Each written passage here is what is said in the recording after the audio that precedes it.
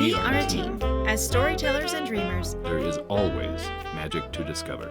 Once upon a time, a Las Vegas showgirl and a comedian magician, figured out that even with different perspectives, our adventures and experiences together are really just one big caper. Welcome back to One Big Caper. I'm Phelyx, this is my partner Athena, and we have modified our appearance a little bit, just in a way to make fun of ourselves, I suppose. We're very aware of how being in show business has affected our daily lives, and it's become very comical to see me try to assimilate to suburban living. Yes.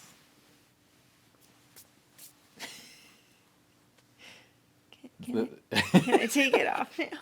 Yes, we don't have to wear these. But as an aside, I made sure that these were the licensed ones, just so everybody knows. Licensed by the Groucho estate. No wonder I couldn't breathe. Do you have... I took it out. Oh, I didn't. Okay. There. No, you are very cute. Still the same. You're very cute. Yes. Okay. Sorry. Okay. Yes. Suburban living versus city life. This is something that we have talked about between us a lot over the last 2.5 years, almost 3 years. Simply because, actually it was a little bit longer than that because you moved from the city to Littleton. Okay. Yes, I did move to the suburbs. It's been about 5 years that we've been, okay. It's been about 5 years that this guy moved from the city back to the suburbs. I mean, he grew up in the suburbs. I did spend my childhood in the suburbs, but as soon as I was old enough, I moved to the city and spent the majority of my life there. Okay. Yeah. Yeah. I have not ever lived in the city. Never. And I always idealized it when I was living in, for example, Las Vegas and going and living in a small town in Hawaii. And then coming back to Denver, I wanted to be more sustainable. I wanted to ride my bike everywhere, have a little cart for the kids so I could push them around. Sure. And that was before I came back to Denver and realized, or Aurora rather, where I grew up, and saw that all of these hills make it really, really hard to get to the grocery store and all the places. And everything is really spread out in the suburbs. So you're car dependent. Kind of car dependent out here. And yeah. I was very used to being able to walk to anywhere I needed, whether it was restaurants or grocer or daily errands or whatever. I got very used to walking places, and you don't see many people on bicycles or walking out here in the suburbs, which is foreign to me. Yeah.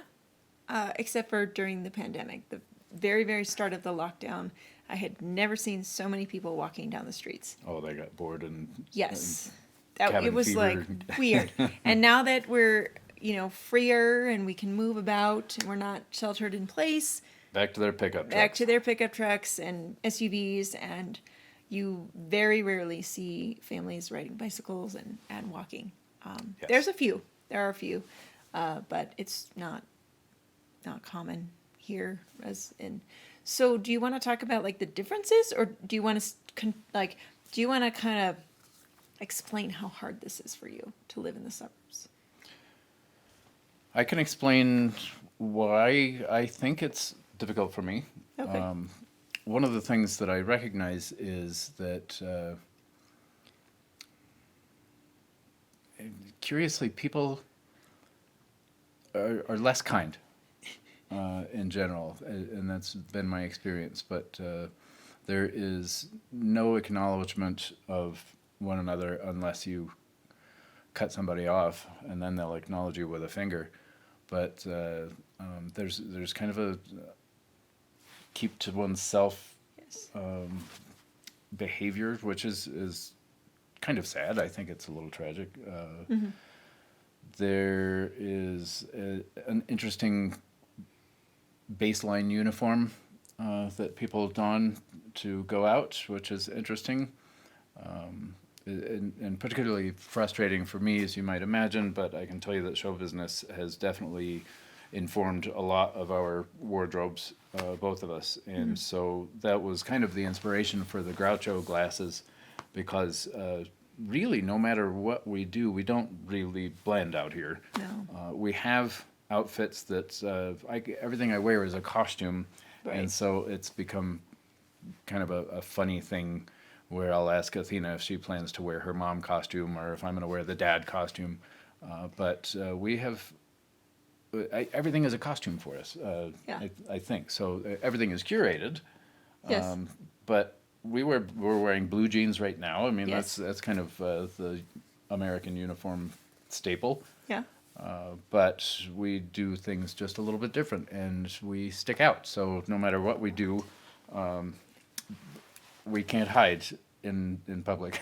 Yeah. And it stirs But why people would up. we want to? No, we don't. I don't particularly care. In fact, quite the opposite. I can tell you that traveling is a different experience. You know, the magic of flight used to be a formal occasion, and people dressed for the occasion, and that's definitely not the case anymore, as everybody knows. And I think that's kind of a shame. I understand the value of wanting to be comfortable, but I can tell you also that the way I dress when I travel has gotten me upgrades. Yeah. Yeah. I mean, maybe not recently. Well, I haven't traveled in quite some time. Oh, yeah. I know. I've been on 2 planes since you. Right. It's interesting. Right. But so I grew up in the suburbs, and I never noticed this stuff that he's talking about until we moved in together a few years ago. Like, it just didn't dawn on me. Of course, I do believe in the law of attraction, and when you put out something, that's coming back to you. So if you think people are mean, then Then yes, they'll be mean. you're going to attract or be surrounded by people that are mean. And I personally have never had anyone hit me or my cart with their cart. I have. In big box stores, I've had traffic issues with there's people traffic behind issues. shopping carts, and Well, Yeah. this is saying something. Number one, I do like probably 95% of the shopping for the family. yes, Number two, I was a grocery shopper you are very skilled. for I was a going to bring that year up. and Yeah. a half. Yes. So yeah, I am skilled and I can get around the store. I know exactly where everything is in the stores. Exactly. I know exactly what I'm looking for. I am walking with purpose. I'm not leaning on the cart just looking for something to want to eat. I am going there to buy my groceries and get the F out as fast as I You're can. there for business. I Yeah. can make an observation that I have seen, and I know you have too, but on several occasions we have experienced people being a little intimidated by you, Yeah. or maybe jealous, or something like that, and so that does affect the way people treat you, I think. And for that matter, I have experienced similar behaviors and reactions to the way I look. You think it's jealousy? You know, all the time, and this doesn't stop. Every performance I do, I used to go out a lot more than I have in the pandemic times or after, but I am often told by other men, I wish I could pull that off, or I wish I could dress that way, or I don't know, any variation of that. And I also hear from women, I wish my husband Yes. would dress I that have way. heard I this wish too. my husband would wear a vest or a tie. And that's very interesting. I've been asked to consider creating some kind of resource for people who want to play with that and amplify themselves in the way that I do. and it's just so much a part of me that it doesn't feel like a costume Yeah. at all. It's just Right. me. Right. But it does cause me to stick out quite a bit Yeah. here in the suburbs. Yeah. And it's funny. Sometimes it's a fun adventure to just observe people observing us or perceiving us. It's actually kind of funny, especially when we go to like the family, the school plays and parent-teacher conference nights, and see how people perceive us. It's really fun. We're not doing it to be provocative. It No. just happens that that's the case. It turns out that way. Yeah. Yeah. I mean, We're authentic. yeah, but I mean, that one time I wore those rhinestone high heels to the school career fair or whatever, college fair. That was on purpose. That was on purpose? Yeah. Yeah. Not wearing a bra was not on purpose, like not to be provocative. And I didn't realize that it was a problem until my sister texted me later. Like, dude, you weren't wearing a bra. And I'm like, and I never wear a bra. And apparently that was a no-no, huh? too light. Yeah. Oh, gotcha. Yeah. Gotcha. I don't know. This is how I be. You know, It is. I still think it's a patriarchal thing to hide the nipples. That's a discussion for another time, but it is one of the ways that we stick out, I suppose. Yeah. So there's that. But yeah, the rudeness that he's experienced, I haven't ever experienced, and maybe it's just because I grew up here and I don't think it's rude, whatever he's experiencing. But hitting someone's cart, yeah, I try not to do that a lot. Like, I really try to drive my grocery cart the way I would drive a car. And it's appalling how people don't drive their cart like they would drive their car. Like, which is carefully. But maybe they do drive their cars like that. I think they do. I've been next to those people. Their fenders hanging off, or they're broadsided, evidence of previous accidents. I have discovered that in the suburbs, another observation that I've made, and it's funny for me to make this observation, adding everything up about myself, but it's a little behind the times, it feels like. Agreed. It's a decade delayed against what I experience in the city in terms of fashion, Yes, I suppose, is agreed on a that. big one. Yep. Tastes. And again, the way people kind of treat each other just seems a little delayed. So my experience of going into the city is that it's the opposite of yours. I feel like the people in the city are more dangerous and, for lack of a better word, colorful characters. They're scarier to me. Whereas in the suburbs, I feel safe. And I think that's the difference between the city and the suburbs, is that there's that illusion of safety.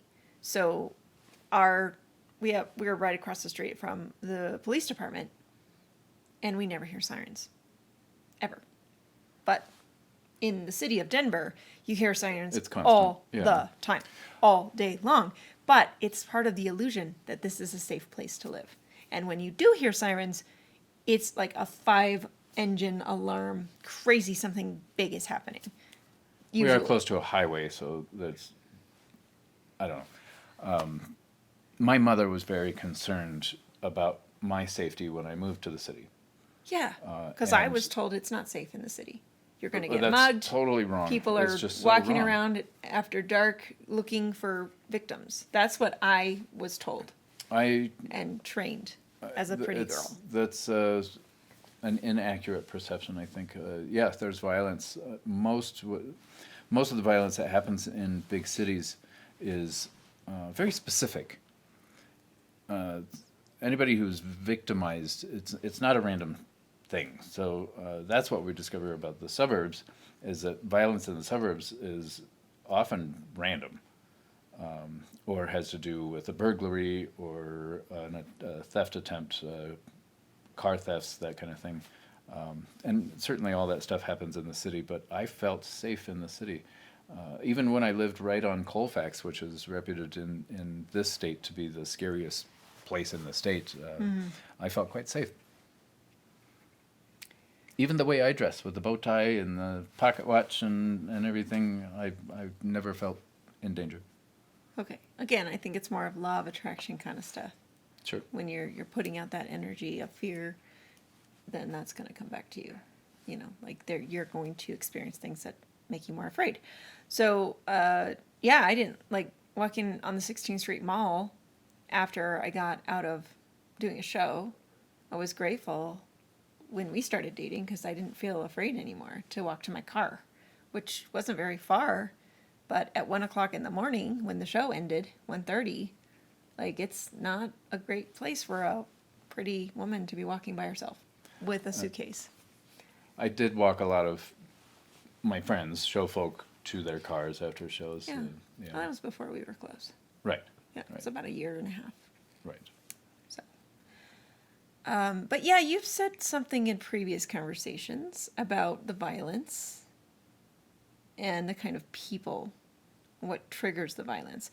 I don't know that I agree with your random stuff in the suburbs. Okay.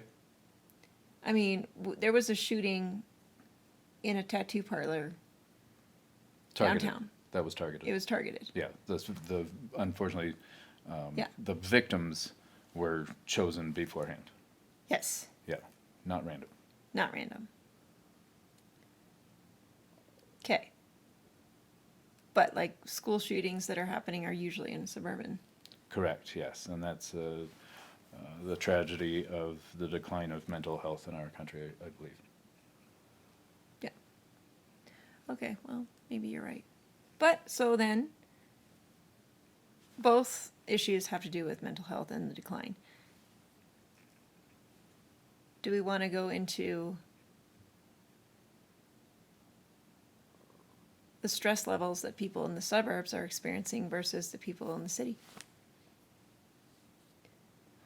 I think that what I have seen in the behaviors of the folks out here, and I'm generalizing, and that's a big no-no, but it's enough people that I feel safe in generalizing some things. There's a weird sense of entitlement, self-entitlement, that is uncomfortable, and for that matter, a sense of urgency that doesn't really make sense. So any of the stresses that people are feeling out here in the suburbs kind of feel manufactured, and I don't maybe. Okay. For that matter, in the city, it could be the same. I don't. It could be Okay. argued. All right, this is my theory or hypothesis. So, I've been living in the suburbs since we moved back in 2007. And the jobs to pay for the house that I had bought that year are in the city, which is an hour commute.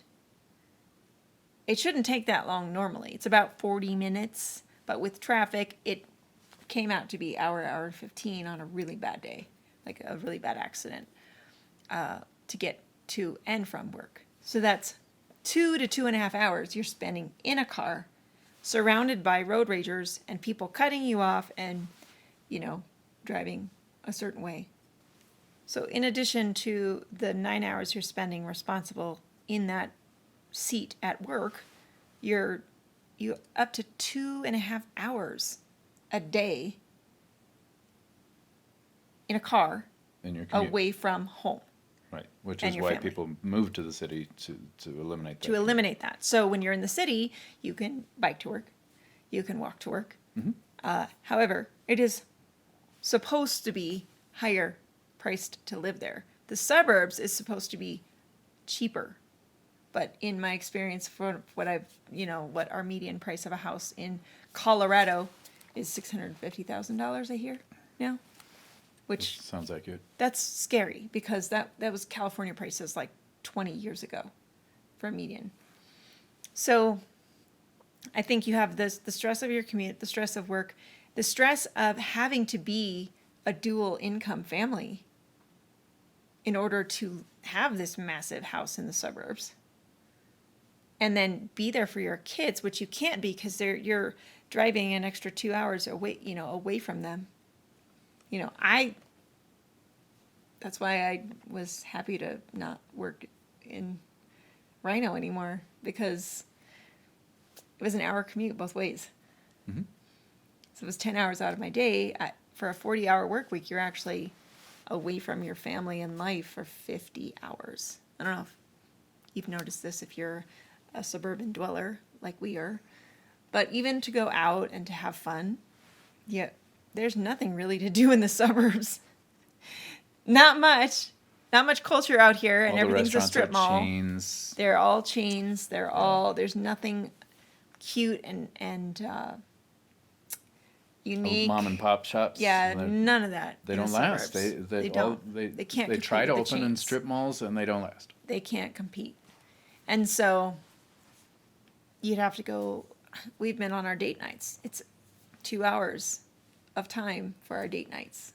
It's just traveling, which is, fine, because it's like we'll get there when Still we get time there. to get there, or I mean, Right. there's still time together. Together. Together, But like when yeah. you're alone, I think that's why so many people are stressed out, like in the suburbs, that they have to pay their mortgages, the water heater broke, or like their spouse is having an affair, or they think they're having an affair, their kids are doing poorly in school, like there's all of these factors, I think, that Daycare is attribute $1,000 per kid per week. per week. Like it's maybe not per week.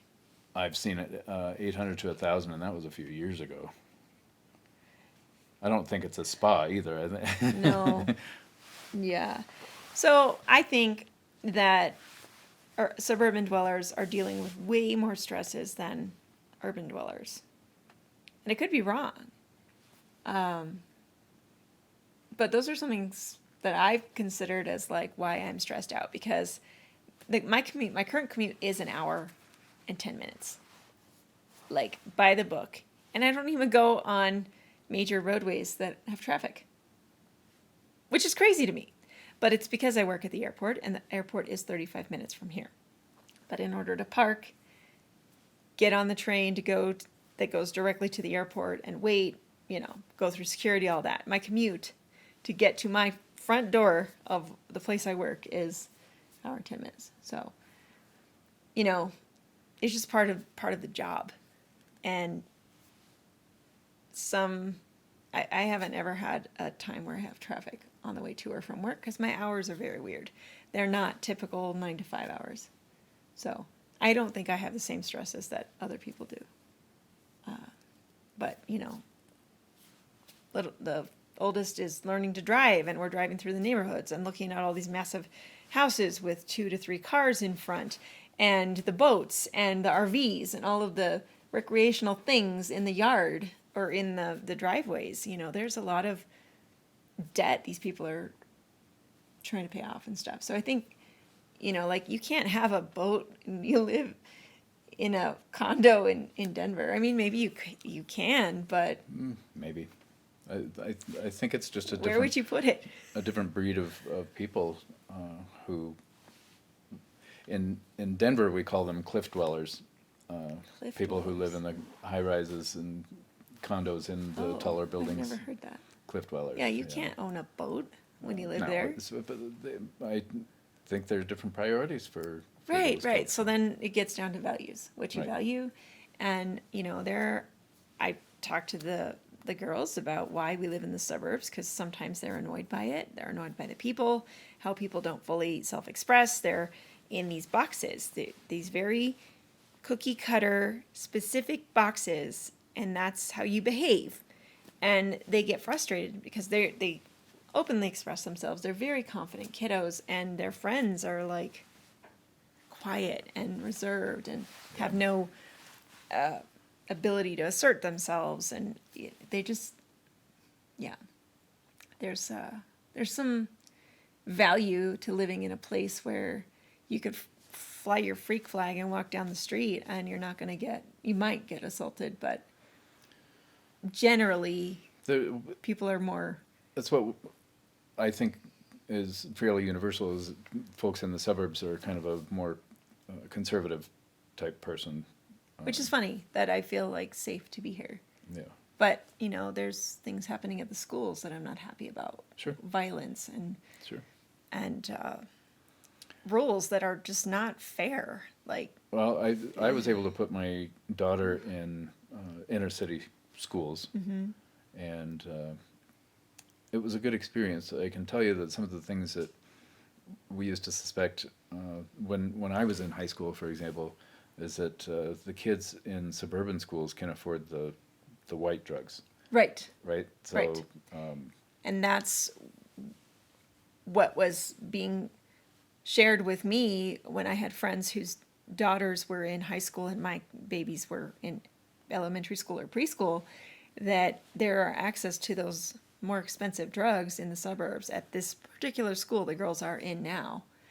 And that was scary to me. So that's why the most important thing for me to teach them was confidence and self-esteem, which you can't really teach, but you can model, I guess. model.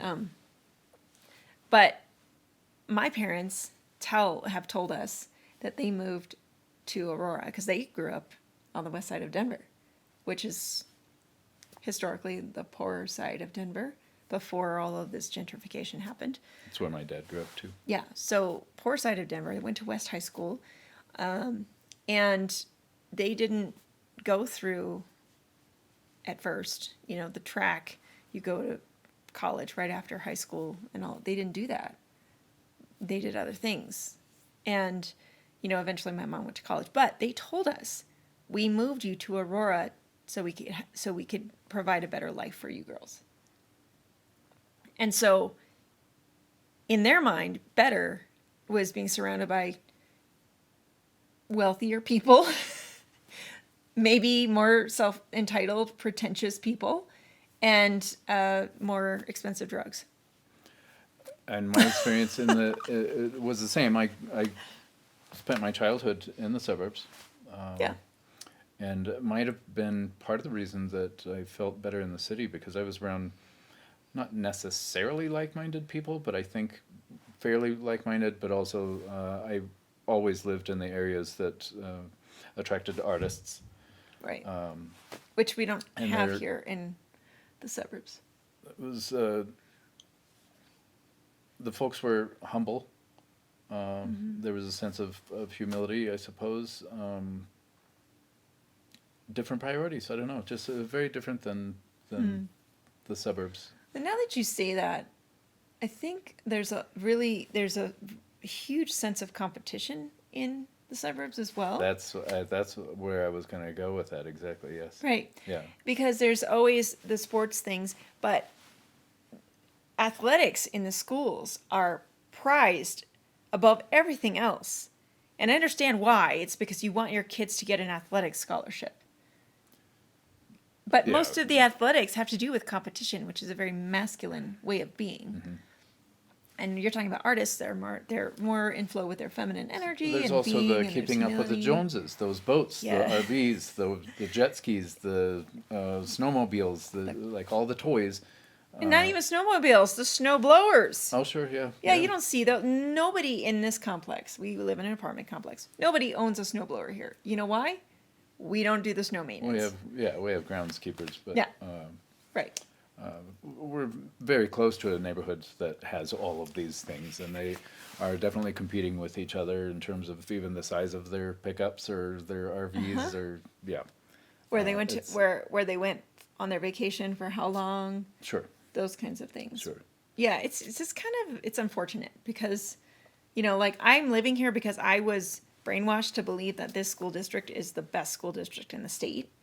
And just a few years ago, right before the pandemic hit, I was actually thinking about getting the oldest into the performing arts school Sure, yeah, in Denver Public Schools. yeah.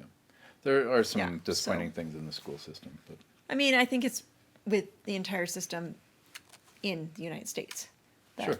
They're working with things. So, I mean, the best thing we can do as parents and and roommate with my children. Bonus adult. Bonus adult. Yeah. I like that. Bonus adult is to just, remind them of who they really are, and that there's no need to put on these To blend. masks, and we don't need to blend. Oh yeah, you blend. He got it in Marissa there. Tomei. There we go. Is there anything else we need to talk about? No, I think a lot of this was to acknowledge that we know we stick out and we don't care. There isn't much we can do to assimilate or blend, and we're fine with that. Yeah. Yeah. Cool. Cool. Anything? Oh, we didn't have a juicy bit. Do you have one? I could come up with one. I think that you should have the juicy bit, because this mostly is about your discomfort. Costume has always been an experiment for me.